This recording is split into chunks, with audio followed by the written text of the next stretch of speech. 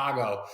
So why aren't we telling these kids, hey, you can make $55 an hour in Chicago as a pipe fitter, and that doesn't include your health benefits, your retirement, your pension, your annuity, your overtime. You could be making $75, $100 an hour, like whatever it is. Where is the messaging there? Like I don't understand. We need to be telling these kids that it's about a return.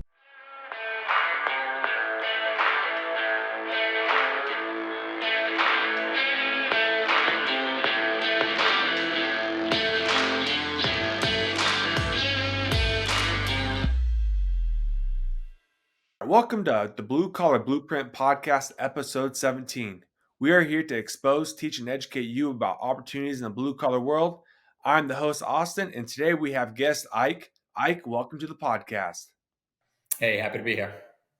Hey, Ike, so you seem like a pretty outstanding human being. Let me hear your story. How'd you get started to the point you're at now? Well, you definitely don't become any kind of outstanding to anybody overnight, right? It's a long road of good choice after good choice after good choice, and I've had my fair share of stumbles. I started out in the industry 20 years ago. I know that doesn't seem like that could be true just by looking at me. Like, I am a relatively young guy. I just turned 33. But when you look at a lot of people when they get into the industry, the first things that they do at an entry level is, simple labor, cleaning up, loading trucks. If you look at some of the paperwork, when you get out of the trades and you get into the office positions, you do something called a submittal. I did my first submittal in like 2004, right? So a lot of people talk about different privileges that they have. And even though I had what I would call a tough upbringing, right? Like a turbulent life at home. I was very fortunate and privileged in that everybody I knew was in construction, right? So like my father was in construction, all my friends' fathers were in construction. No matter what kind of person that they were, the opportunities were always just abundantly clear to me, right? So I started out in my hometown, and I basically, a friend of a friend's father owned a residential contracting company, and I just approached him and I just said, listen, put a rake, a shovel, or whatever in my hand, and I'm just willing to do whatever, right? Because I knew that a lucrative path was there for me in what I wanted to do at the time was the trades, right? I've since worked up and beyond that, but I wanted to be a pipe fitter. So I wanted to do anything that I could just to, get my hands dirty. So I started doing that, literally ripping roofs, cleaning up job sites, those types of things. And then I was able to get an opportunity in a sheet metal shop, a union HVAC shop, when I was about 15 years old, right? And I was literally scrubbing toilets, sweeping floors. Showed up enough and showed enough initiative that when requested, I was able to move into the office sometimes, right? So I got exposure to a little bit of paperwork and CAD. If people don't know what CAD is, it's a computer automated drawing. That's how we design buildings, right? Those are how we make our blueprints to go out and then build. So I did that, and by the time I graduated college, I already had high school. I already had 4 or 5 years of legitimate work experience that people don't get until they're in their early 20s, right? I had in the office and out of the office. Where my career really started to get ahead of the curve, and I would say that I am where I am in my career is ahead of the vast majority of most, is when I went to college. I went to Wentworth Institute of Technology up in Boston. And I always thought that I was going to come back because I signed up for a union, local 537 pipe fitters in Boston. That was always my plan, was to go into that trade and try to work my way up into a management level position at one of those companies, but start out 5-10 years in the field and go up from there, just like many people do. My father said, listen, I really just want you to try to go to college. So I went to college. And ultimately, I just saw it as a different path to get to that point, right? So when I went to college, I ended up getting opportunities at an engineering company where I just enhanced my ability to design HVAC, plumbing, and fire protection. But I did it in a manner where I went to college at night or really early in the day, and I basically was working there full time. So now when I graduated college, I now had 10 years of experience that I had on a resume when everybody else had none. And, like I said, I was ahead of the curve at that point. So I moved from Boston to California. I did a few projects out there, hotel in Death Valley, a hospital in Compton. And then at that point, I was in my early 20s and I was dating somebody. And I moved across the country to New York, which probably isn't the right reason to uproot your life, right? I think a lot of people would say the long distance relationship isn't a good idea, and that you don't want to do that for somebody, right? But I did, and honestly, like it's a windy road, but you turn around and it looks straight as an arrow, right? It was the best thing that ever happened to me. So when I did that, I ended up jumping over to the GC side, right? And that was about 10 years ago now. And since then, I've been on the GC side. I've done everything from design build of offices to pharmaceutical facilities to airports to hospitals, banks. Since I now live in Florida, I moved down here in 2020. I've even done things like country clubs and things that are just kind of unique to the Florida market, right? Like there's probably more country clubs here than Dunkin' Donuts up north, right? So that's been a unique experience. And most recently, I actually basically got an opportunity to work on projects nationally, right? So I have 28 projects across the U.S. and Canada that I'm managing, and I'm traveling all the time and all of those things. The funny thing is, though, is I look back at my education and the career path that I've had and how it's ahead of the curve. And as strong as I am in some areas, I am weak in other areas because I didn't end up getting a ton of trade experience. Like there is a stark difference between somebody like myself and somebody who spent time in the trades, a specific trade, um, because they've actually done it like themselves. Like they know intimate details, they can speak to it, they can speak to people's abilities and bandwidth and setup and things like that. I rely heavily on those people. So even though you might start out in a trade, right? And on my account right now, everybody seems to be um, talking about like the glass ceiling. Like if you get into a trade, like it's the end of the road. It's not the end of the road, right? Like you can go up into management, you can become your own business owner. I always tell kids that the best way to become an entrepreneur or own your own business is to have a skill that you can bring to people, right? And there's no better opportunity than that in the trades right now. Hmm. Yeah, I kind of want to touch on the point you made. I think a big thing in kind of one of the talking points I want to do in this podcast is just like the whole point of Blueprint is trying to expose and educate and teach the younger generation. So high schoolers up to I guess I'm part of the younger generation. I just turned 26, but let's just say high schoolers up to 26-year-olds, they look at the trade pathway as something that is not lucrative. It's backbreaking. It's dirty. Like they just don't want to do it. But the thing is, like you said, you made an Instagram post that blew up, saying that the the average age in the construction industry is 46 years old. Now, give it 10, 20 years, those 46-year-olds are gone and retired. But who's going to fill that gap because no one new is coming in? So, what can we do? What can you see? I don't know if you're a parent, but Yeah.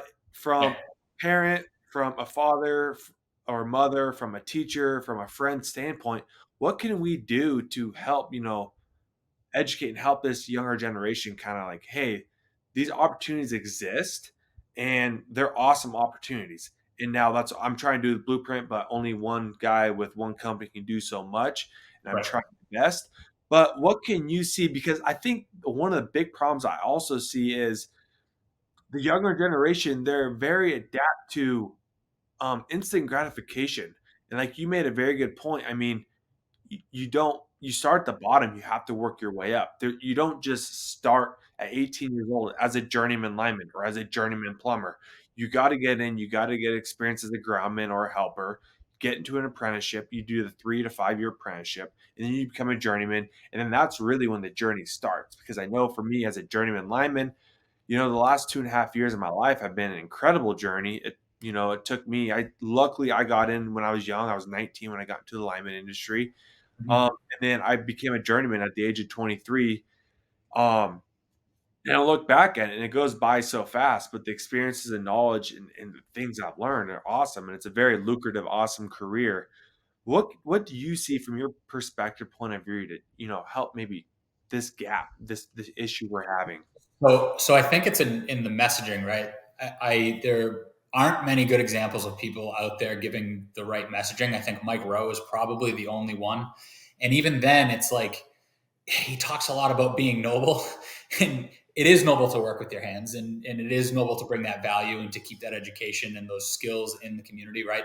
But like, you know what also is noble? Living an middle to upper middle class lifestyle for your family. You know what I mean? And making a lot of money. And you can make a lot of money. You know, you have experience as a lineman. I don't know, how many people remember not even a year ago where I live, all of a sudden overnight in Southwest Florida, a lineman was the most important person in the state, I was right? out And we have, a good time. were you here? Oh yeah, I was there. I spent 2.5 weeks in like Sarasota area. Okay. Yeah. So I'm about an hour south of that. And I have a friend, from New York that came down. He made $24,000 in a month down here, right? Like if you extrapolate that over the year, you're making like 300 grand for the year. That's just grenade math, right? Like who wouldn't, and that's not all the time, but the point is that even as a person that doesn't own their own company, if you were an entrepreneur and you were pulling in 300 grand a year, you'd be considered pretty successful. Okay. So, and you can do that without even owning your own company. Hmm. That's why it's important to have, platforms like this and the one that I'm working on to go through that messaging. And you brought up the stats that I have on some of my posts. And I know a lot of people, I see some people like calling it out or being like, where did you pull this out of? You pulled it out of your butt crack or whatever. And it's like, okay, so first of all, everything that I said is easily corroborated, like just by a simple Google search. And if you don't want to go that route, right? I've gone viral now on several platforms that I'm not even on, and on LinkedIn, like one of the top 5 major GCs on the planet is reposting that, saying this is 100% accurate. It's profound. This is a problem. Like we don't have a progression plan. The industry doesn't have a progression plan. You know what I mean? And it's like filling these seats isn't necessarily the problem. It's the opportunity because it's supply and demand, right? So when we look at messaging kids, it's like, guys, I walk in front of high school kids and I say, who wants to make a lot of money? Like that's how I start, That's right? it. That's the punchline. That's Who wants to be an entrepreneur? They all raise their hand. And I'm like, okay, so what do you want to do? What are you selling me? And then nobody has an answer. And it's like, I've actually even said as well, like, does anybody not want to go to college? And 2 people raised their hand in the last school that I spoke in, and one wanted to be a hairdresser and the other one wanted to be an electrician. And I said, all right, everybody close your eyes. Who looks down on that decision? And about a little more than half the room of 17-year-olds raised their hand. And it was like, I said, okay, so you know what's funny is you guys have no value that you can bring to me right now. These 2 people right here that want to be the hairdresser and the electrician are the most likely to be entrepreneurs in this room because they're going to have a skill set that everybody needs. And they don't understand that. And when you think about like the messaging with kids, people keep talking about the trades, but it's not changing. I even have somebody that I work with, right, that their stepson is he just graduated high school, and his guidance counselor, when he said he didn't want to go to college and that he wanted to become a plumber, literally like put him down for it, like shamed him for it. And now he's out and he's making $800 a week, right? And I said on one of my posts that you can go into debt and you can get an education and you can get a job and it'll be an okay paying job, but you'll be in a ton of debt. And people challenge this, they're like, oh, he's only sharing, he's not including the apprenticeship. You don't make that much in your apprenticeship. Yeah, okay, but you're making $40,000 a year income to get educated, right? So you're not operating at a net loss. You're getting not only a free education, you're getting paid to get educated, Yep, right? And exactly. You're earning to learn. You're earning to learn. The right. apprenticeships are awesome. I mean, not to cut you off really quick, but I Oh, want go to for make it. a point was I got into apprenticeship when I was uh I was 20 when I got into the lineman apprenticeship. And a lot of my friends that I went to high school with, they were what, freshmen, maybe a sophomore in college, right? Of course, they're paying money. Granted, maybe they're having a good time, they're having a good experience, blah, blah, blah. I don't care. I didn't care about that. When I was a young adult, I wanted to find a career that I get into that would be a career that I could work in for the rest of my life. And since I'm an adrenaline junkie, I looked at, what trades offer that kind of stuff. Iron workers, you're working on heights, you're working in big cities, you're working with big, heavy equipment. I know there's a good amount of income you can make there. I knew a couple linemen. So I looked at the lineman industry. I said, yeah, that's what I want to do. And I mean, it took me 2 years to get into it, but hey, like that's what I want to do. So I worked towards it. And to hit on your point of, oh, you don't make any money in your apprenticeship. My first full year as an apprentice, a first year apprentice in the lineman industry, I made $97,000, which is more than my Yeah. mom and dad made combined. I was making Right. more than my parents did combined. And my dad has my dad's blue collar. He works as a pipe fitter. My mom, she's a nurse. She only works part time as a nurse. Um, but hey, like my parents were extremely proud of me. And the lucky thing I had for me was I grew up with blue collar parents.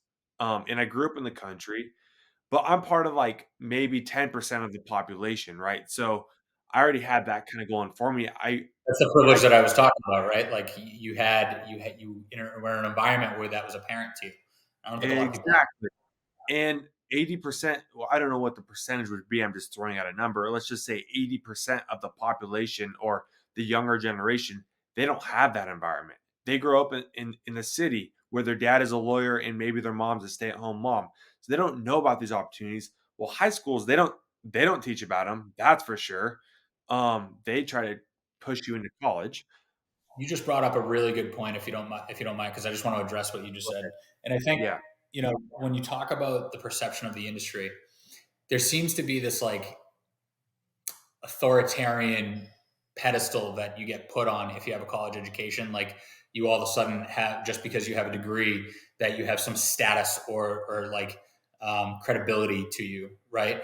When it's like, what gives you status? Making a lot of money, right? So like, and getting that's educated, and that doesn't mean college, right? We got to change the perspective from gaining status to making an investment and getting a return on that investment. Like that's the key. And when you talk about people in the inner cities, because everyone's chirping me right now saying, "Oh yeah, you posted about prevailing wage and not everybody's union, and what about the suburbs?" And it's like, dude, have you been paying attention to like what's been going on in the country? And when you talk about inner city kids, like where are all of the poor people? Where are all of the people that are on welfare? Where are all the people? You mentioned people in the city, they have parents as lawyers and stuff, but what about the kids that are in the projects, and all the adults either are not working, or they're addicted to drugs, or they're involved in crime. They don't have, these paths are not apparent to them. And that exactly. I didn't realize that, because I grew up very, very pissed off, because everyone kept telling me that I was privileged when I was younger just because of my skin color.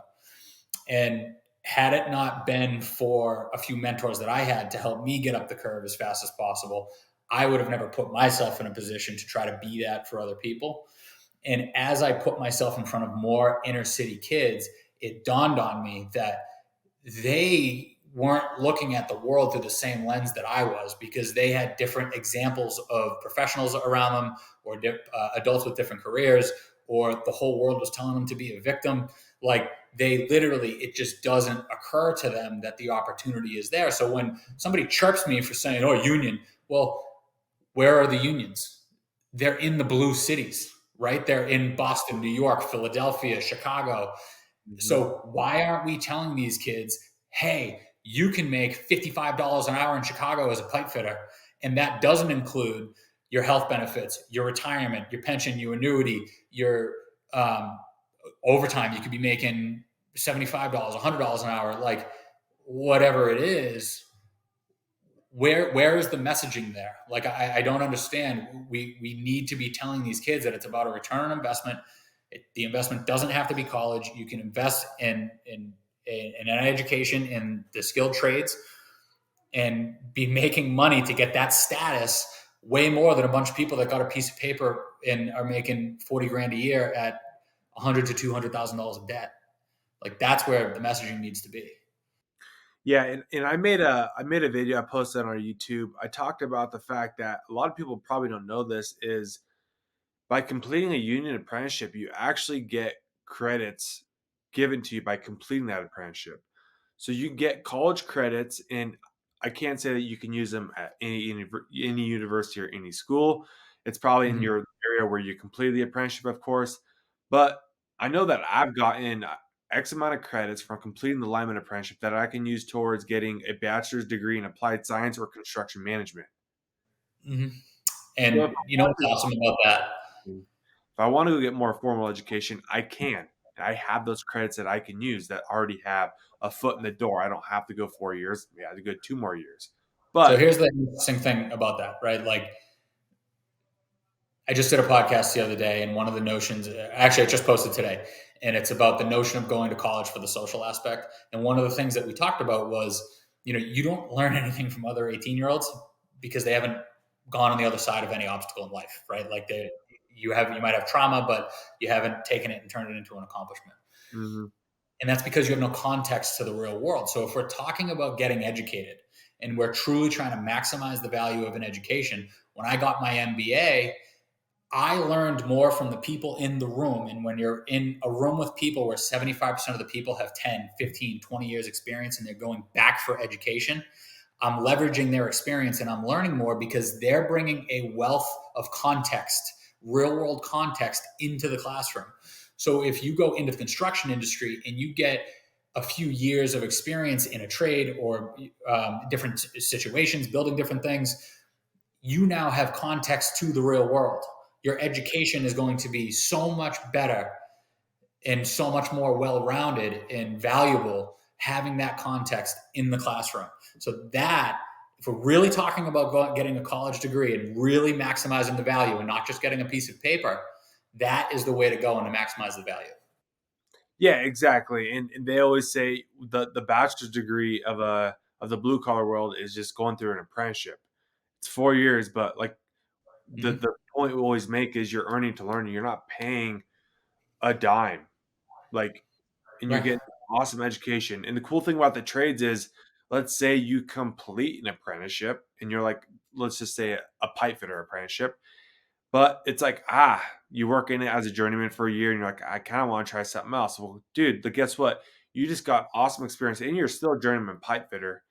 If you want to go try, I know a lot of guys in the lineman industry who are journeyman carpenters, journeyman electricians, journeyman plumbers, and they want to go a different trade route after spending 5-10 years in a different trade.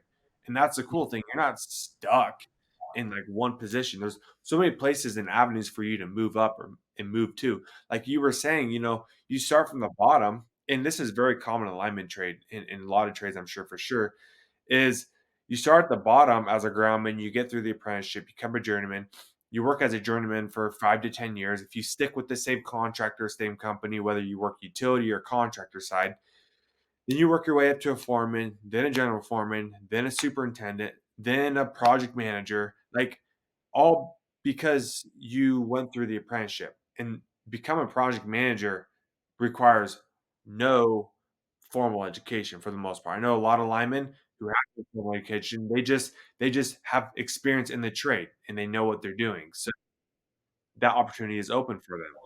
I mean, I would even argue that I would like give me some Harvard candidate, right, as a project manager, and after they get out of Harvard, at the same time, give me an 18-year-old that's not going to college, but stick him with me for 4 years. At the end of that 4 years, I guarantee you the guy that's stuck with me would run circles around the guy at Harvard Hmm. because it's real world experience, it's mentorship, which is the most important thing that you can do. And when you put yourself in a situation like an apprenticeship, like not everybody's meant to be a mentor, and you're not going to want to follow every single person that you come across, but that's like it's spoon fed to you. Like you're going to find multiple candidates to be a mentor to put you on a good path.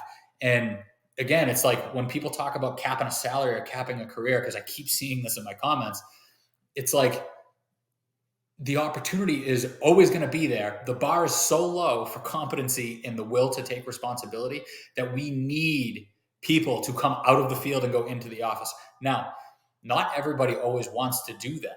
Like I have an uncle who's a pipe fitter in Boston.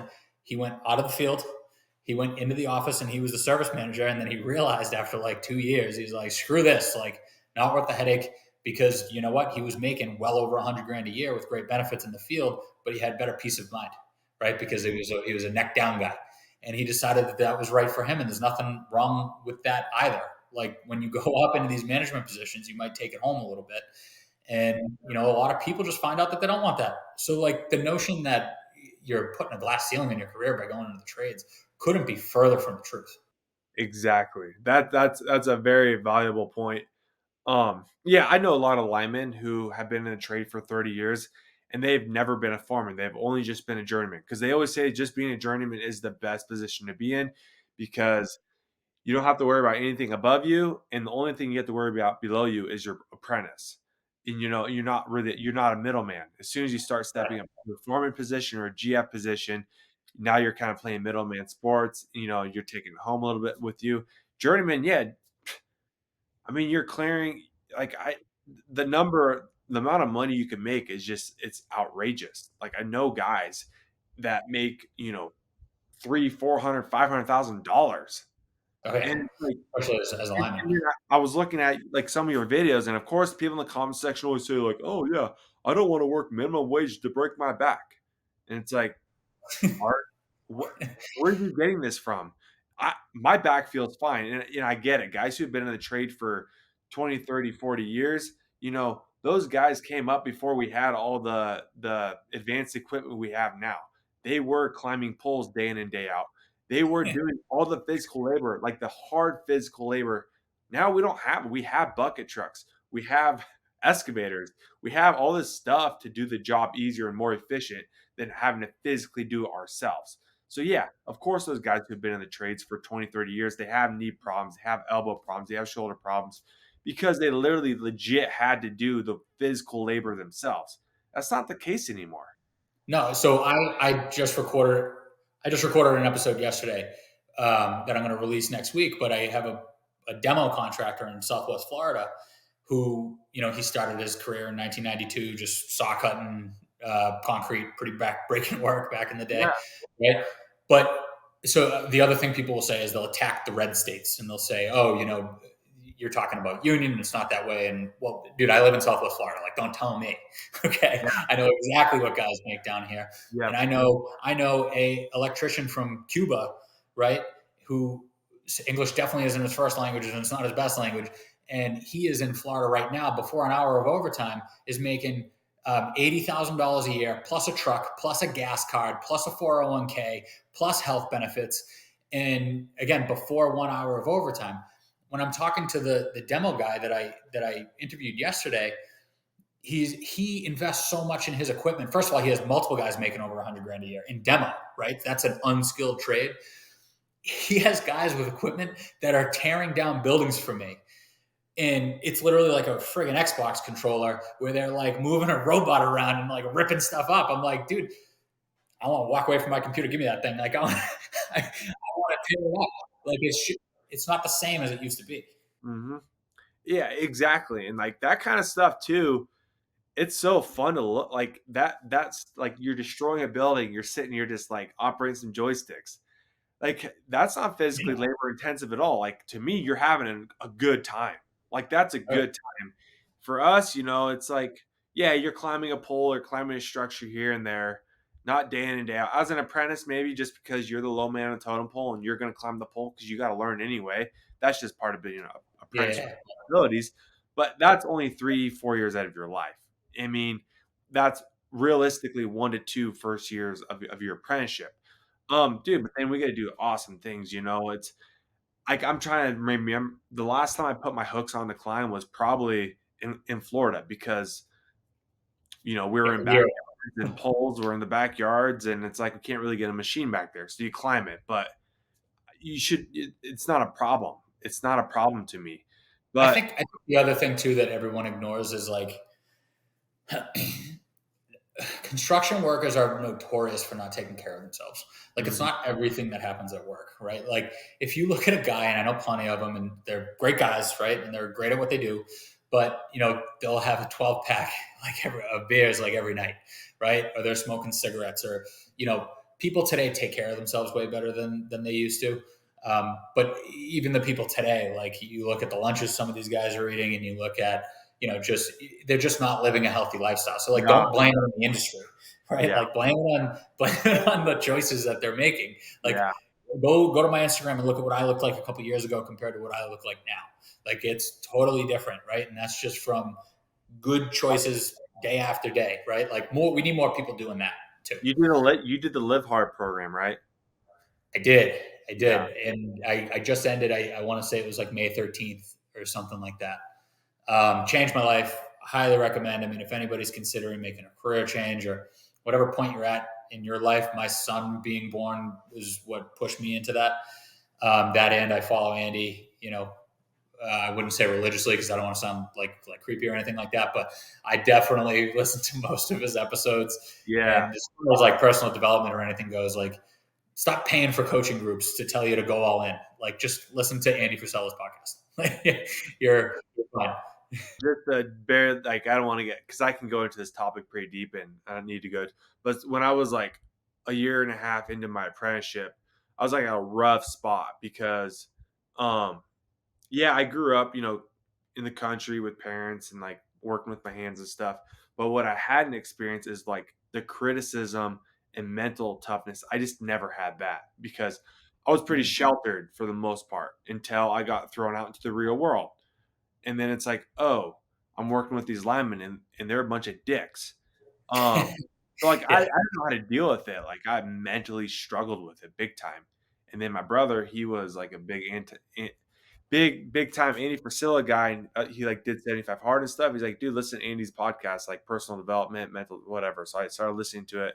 And yeah, like it changed my life. Like it got me to like consistently start going to the gym, started to improve my personal development, and then got me out of that slump of like, okay, like build mental resiliency and things like that.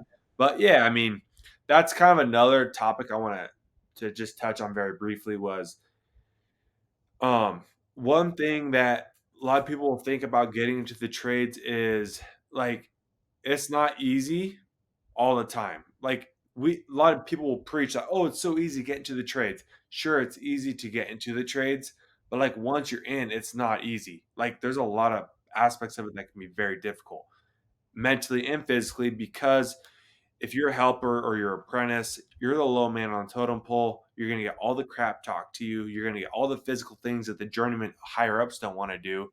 So that's like a point. I don't like to like preach it because that's going to steer people away from wanting to get into it, right? But it's a point that has to be made because like, hey, I would hate for someone just to go into the expectations like, oh, this is going to be a cakewalk. And it's not necessarily a cakewalk. Like you have to put your head down, you have to grind. So Right. that's kind of want to lead to another point of like So to like personal development and how you could see how that would help the younger generation, like building mentally and physically for the trades can only be a benefit. 100%. I mean, I think I coach youth football and I talk to a lot of kids that are, coming up and they look for advice and things like that. And I think just overall, like we're in a bit of a mental health crisis, right? Like there's just so much turmoil in the world and so much noise and it's really easy to get caught up in it. I highly recommend, like, if you find a personal development program such as Live Hard or something like that, like the reading the books and practicing writing and things and visualization, like where you want to go, all of those things are such a monumental benefit. Like the physical transformation that I had in my body, like doesn't even touch the mental transformation that I had. That's how I decided to launch this. Was I got through it. I gained mental clarity. I knew that I had a purpose and a platform that I wanted to build, and the idea came out, right? One of the other things about that is like you realize that you have to constantly be taking action to move forward in your life. And when you look at an industry like the one that we're in, if you're not constantly taking action to bring value to other people, to do things that other people aren't willing to do, to make other people's lives easier consistently over a long period of time, then you're not, no matter what industry you're in, you're never going to rise, right? You're never going to get a maximum return on investment. You're never going to get compensated above average, right? It is not a mistake that I am in the top 5% income in my age bracket, regardless of the industry that I'm in. I scrubbed a toilet in 2004. You know when I scrubbed my last toilet? It was about a year ago for a client because they called me freaking out. I had a 9 a.m. flight in Southwest Florida. I ran to the job site at 4 a.m. before they got there because I knew they were going to get there at 5:30 in the morning. It was for a bank that they were about to open. And I made damn sure that they were going to see me scrubbing that toilet, right? So the point is nobody wants to do that. I would never ask anybody to do something that I don't want to do.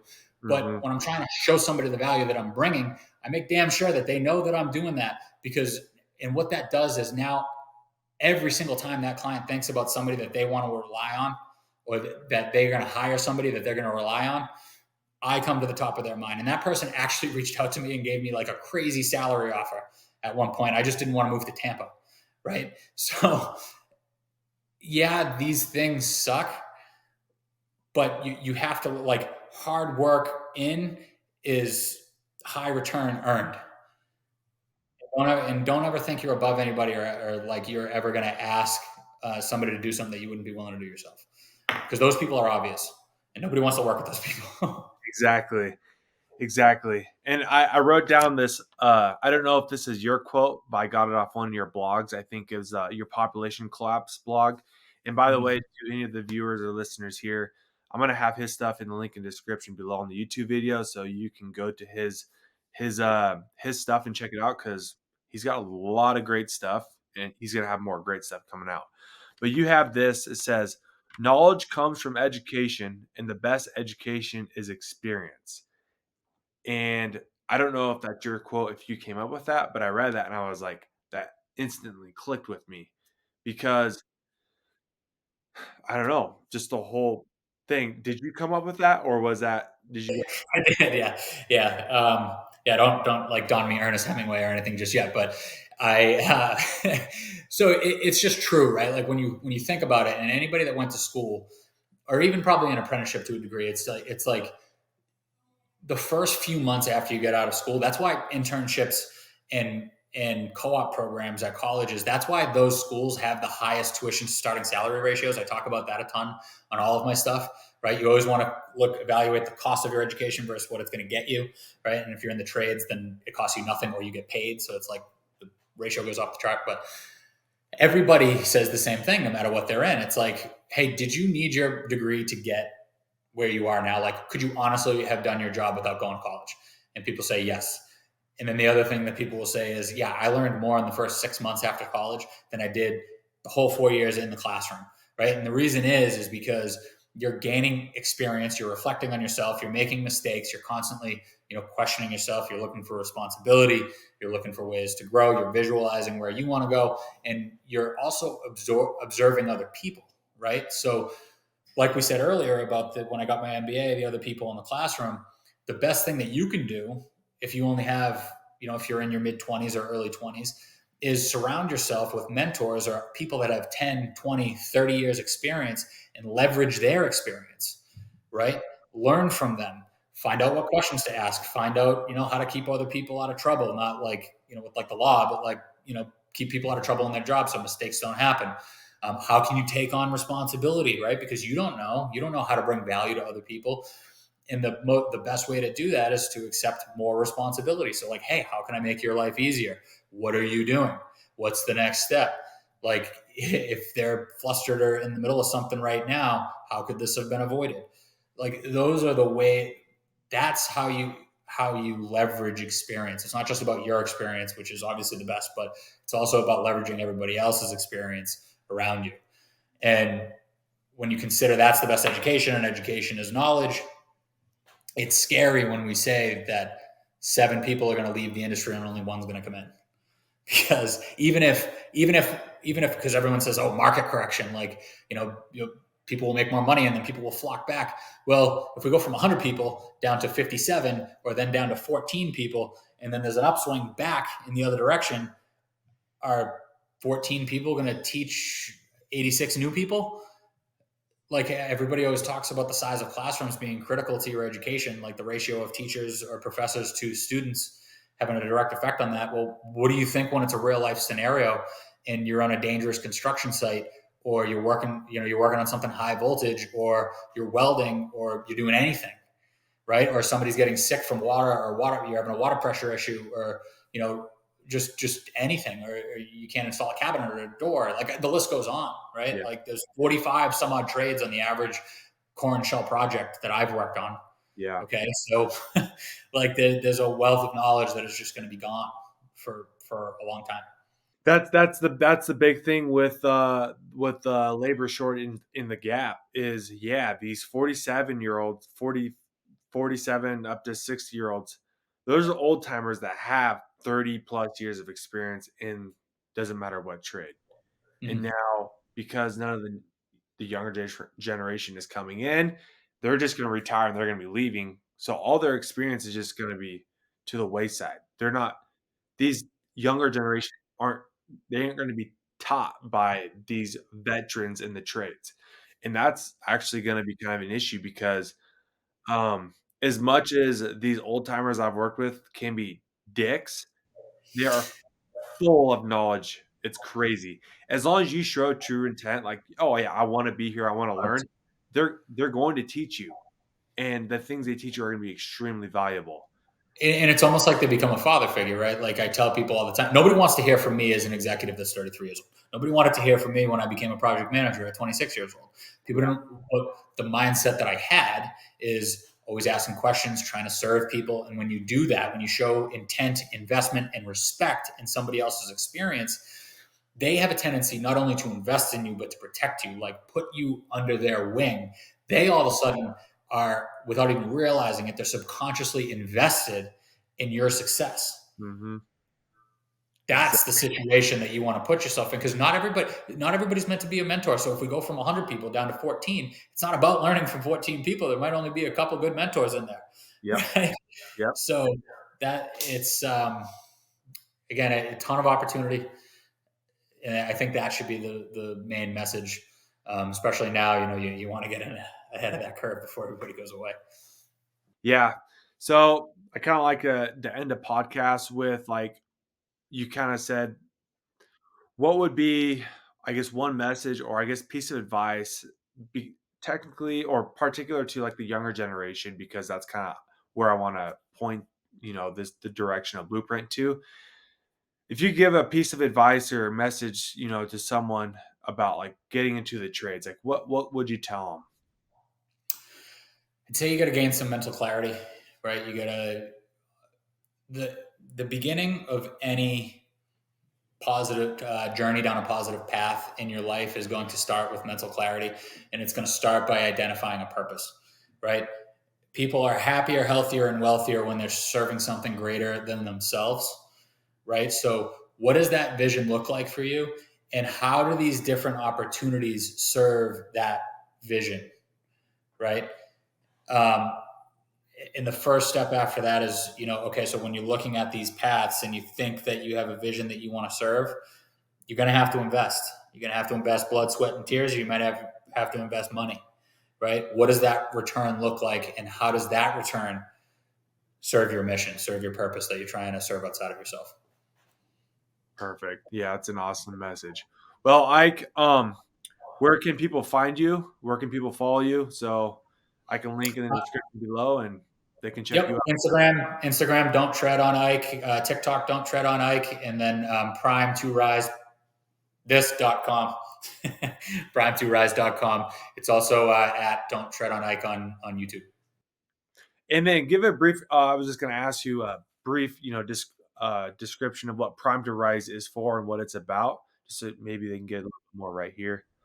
So the goal for me with Prime to Rise is to redefine education, right? Because I don't think, again, that we're communicating the opportunities very well, right? So if you look at the word prime, there are many definitions to it, right? It's the greatest state of strength or growth. It's preparation, right? Or to inject fuel into something. And then rise, we all want to rise in our career. Most people to get, the highest return or the best lifestyle or the most money that it can offer, right? As I mentioned before, I would take somebody with me for 4 years and put them up against anybody else.